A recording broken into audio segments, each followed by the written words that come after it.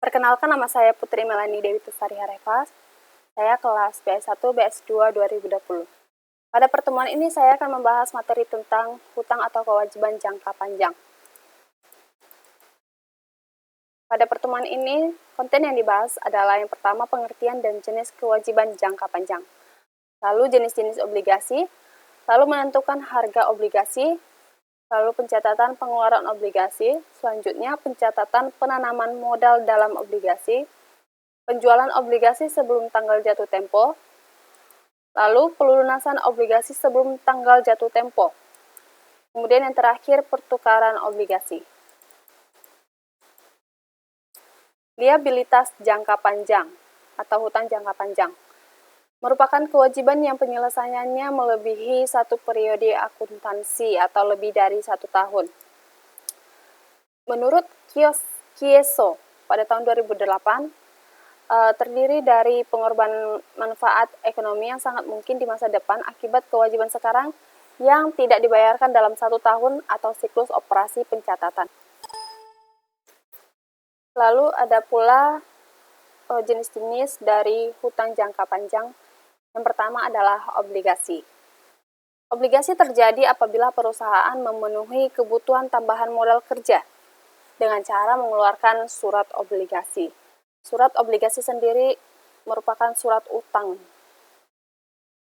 Adapun surat obligasi merupakan sebuah kontrak yang memuat janji untuk membayar sejumlah uang pada tanggal jatuh tempo yang telah ditetapkan dan bunga periodik dengan tingkat tertentu dari nilai nominal. Lalu ada pula karakteristik dari obligasi. Yang pertama, nilai obligasi.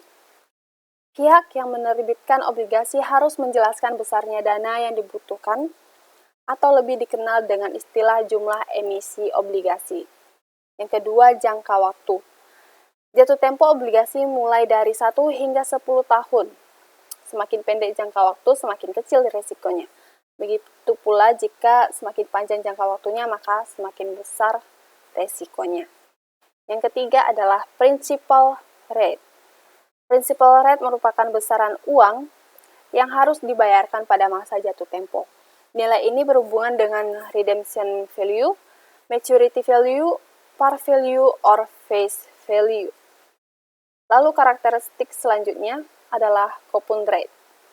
Coupon rate merupakan tingkat bunga yang harus dibayarkan oleh penerbit obligasi kepada pemegang obligasi setiap tahunnya.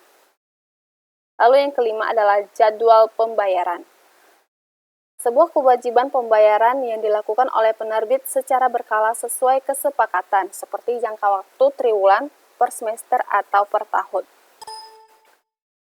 Lalu adapun hutang jangka panjang selanjutnya adalah hipotek. Hipotek merupakan utang yang menggunakan aktiva tetap sebagai jaminan.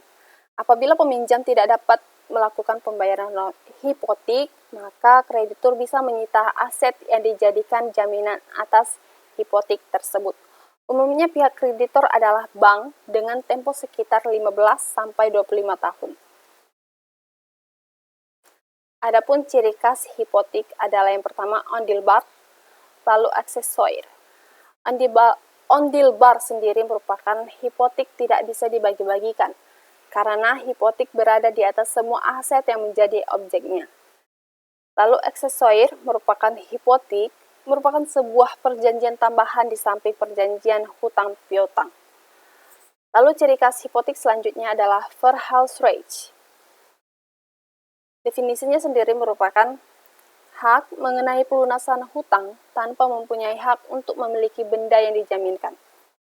Lalu adapun sifat hipotek, yaitu absolute, droit de suite, droit de préférence. Absolute sendiri maksudnya adalah hak yang bisa dipertahankan terhadap segala tuntutan. Sedangkan droit de suite merupakan hak mengikuti aset yang dijaminkan, di tangan siapa aset tersebut berada. Lalu droit de préférence, hak untuk didahulukan pembayaran piutangnya di antara para pemberi hutang lainnya. Lalu ada pula hutang jangka panjang lainnya, yaitu wesel bayar jangka panjang. Wesel yang berjangka waktu minimum 30 hari. Biasanya wesel jangka panjang ini ditarik antara 60-90 setelah diterbitkan. Lalu hutang panjang selanjutnya adalah kewajiban lease. Lease adalah kesepakatan sewa di mana sewa atau lessee sepakat untuk membayar sewa kepada pemilik properti atau lessor atau atas penggunaan aset. Lalu ada pula keuntungan dari hutang jangka panjang, yaitu perusahaan bisa mengatur arus kas dan merencanakan keuangan secara lebih baik. Lalu, tingkat suku bunga pada utang jangka panjang cenderung lebih rendah dibandingkan dengan jenis utang lainnya. Lalu, keuntungan yang ketiga adalah pemberi utang jangka panjang tidak memiliki hak suara, artinya pemberi utang tidak memiliki hak untuk melakukan intervensi terhadap urusan internal perusahaan atau mengganggu urusan internal dari perusahaan yang memiliki utang jangka panjang. Di balik keuntungan dari obligasi atau utang jangka panjang lainnya, ada kerugiannya sendiri. Yang pertama, semakin lama jangka waktu peminjaman dana dan pelunasannya, maka resiko juga akan tinggi. Yang kedua, memiliki tenggat waktu jatuh tempo pembayaran hutang yang sudah pasti atau tetap. Waktunya sudah ditetapkan. Lalu yang ketiga, kemungkinan nilai saham perusahaan akan turun akibat tingkat tinggi atau rendahnya jumlah pinjaman. Ada pula jenis-jenis obligasi ditinjau dari waktu jatuh tempo. Yang pertama, obligasi biasa atau term bonds.